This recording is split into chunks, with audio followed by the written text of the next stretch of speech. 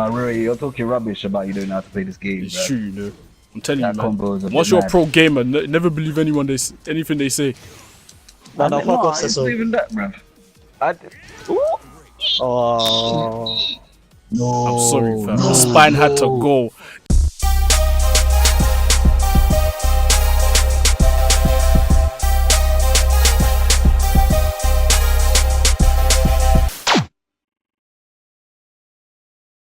Yo, what's good people, CeeGiuseppe here and welcome back to Thoughts and Impressions. As the name suggests, this is where I give my personal opinions on a particular game. Today, I'm going to be talking about Tekken 7, so without further ado, let's get into this. Okay, so Tekken 7 is the 10th installment in the Tekken franchise dating back to 1994 when the first Tekken was released in arcades.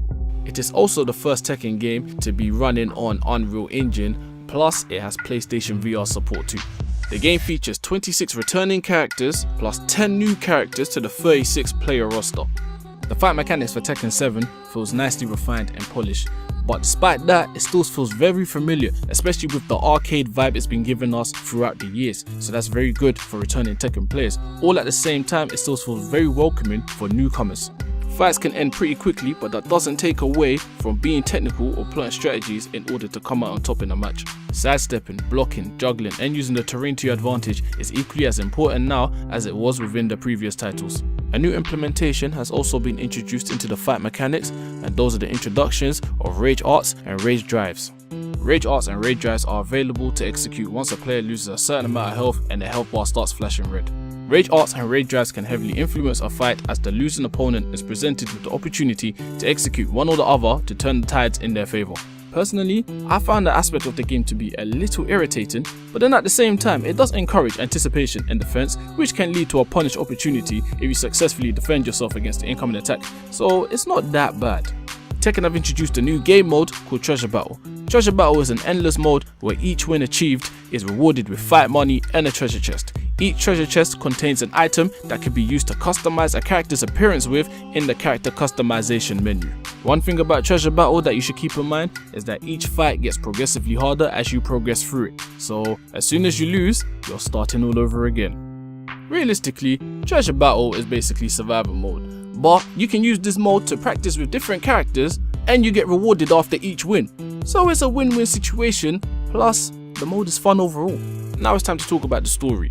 Tekken 7 have incorporated a story mode entitled the Mishima Saga, but personally, I feel that the execution of it overall is trash. The story focuses on the forever going feud between Heihachi Mishima and Kazuya Mishima. I believe Heihachi aims to expose Kazuya and his devil gene powers to the world, but to be honest, I didn't really care for it enough to be fully engaged in it. I just did not enjoy the story, and the reason for that is because of the poor, lackluster voice acting. Eventually, I ran into a guy in a restaurant. His eyes burned with an almost ungodly fighting spirit. And he looked at me as though he could see the darkest depths of my soul. So, you're the one who's been looking into the Mishima Zaibatsu's affairs? Some of the cutscenes were just way too long. I believe there was one chapter that was literally just all cutscenes and I didn't do anything. And it just seemed pretty cheesy and lame, to be honest. Realistically speaking, I didn't have high hopes for the story mode in the first place, but I was just surprised on how much I disliked it. I thought there would be aspects I would enjoy thoroughly, but that just didn't seem to be the case. But saying all that, it was cool to use a variety of characters within the story mode, such as Lars and newcomer Claudio, to name a couple. Also, we get a somewhat deep insight into Heihachi's love life, or lack of love, between himself and his wife Kazumi, who is also a new character introduced into the franchise. Additionally, for those who wish to power through the storyline and get through the fights as fast as possible, there is an option available called Story Assist. Story Assist presents you with the 4 attack buttons, and each button has a move set linked to them, unique to the character that you're currently playing as in the story. It's also worth mentioning that the guest character Akuma is also involved in the storyline, and the way he's been written in to be involved is actually decent. Personally, when I first heard the announcement that Akuma was going to be involved in this game, I had my doubts because I wasn't sure that his fighting style would suit the Tekken universe, but I was clearly proven wrong, so shout out to Namco for that one. Now to talk about something I'm more fond of, and that is the customization. There are plenty of items you can use to customize your characters with. You can make a character look slick, or you can make him look as goofy as hell. There are many items that can be used for all characters, and there's other items that are aimed at specific characters in the game. And what's better is that most items can have their colors edited too. And just to put the icing on the cake, some characters have attire available in this game that have been showcased in previous Tekken titles. And that leads me to my next talking point, nostalgia. Tekken 7 provides a nostalgic vibe by providing cinematics and theme music from previous Tekken titles. When it comes to theme music, Hayashi, Jin and Eddie's are my personal favourites from Tekken 3. I'll tell you what's not a favourite of mine though, the stupidly hard boss battles. The joke is, the boss battles are only hard because they are cheap as hell, especially the last 2 battles when you have to fight Kazuya in his devil form and Akuma.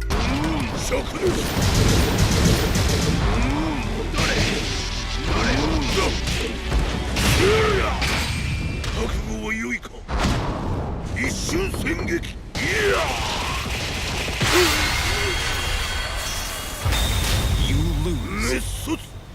The bosses are constantly regaining health throughout the match, which forces the player to become more attack minded, but in doing so you also have to be defensive as their attacks are stronger than the other characters that you would come across in the story. When I came across these bosses, in order to win I had to spam specific moves, especially when I was fighting Akuma, which ultimately killed the fun aspect for me. And to top it off, if the boss hits you with their rage art, it's an automatic loss and you're starting again. But overall, the game's fun, it runs very smoothly, and I can see myself playing it for a very long time, especially now that a patch has been dropped to fix the online issues that occurred during launch. When Tekken 7 first dropped, connecting to opponents in a ranked battle was pretty much impossible, and for some reason I wasn't able to locate an option to leave a player battle lobby. But thankfully, Bandai Namco were able to resolve these issues very quickly, and overall, Tekken 7 is another solid addition to the franchise. And there you have it people, those were my thoughts and impressions on Tekken 7. I really hope you enjoyed this video, and if you did, please hit me with that like button, and if you like what I'm bringing to my channel, then please subscribe. Until then, I might catch you guys in the next video. Safe.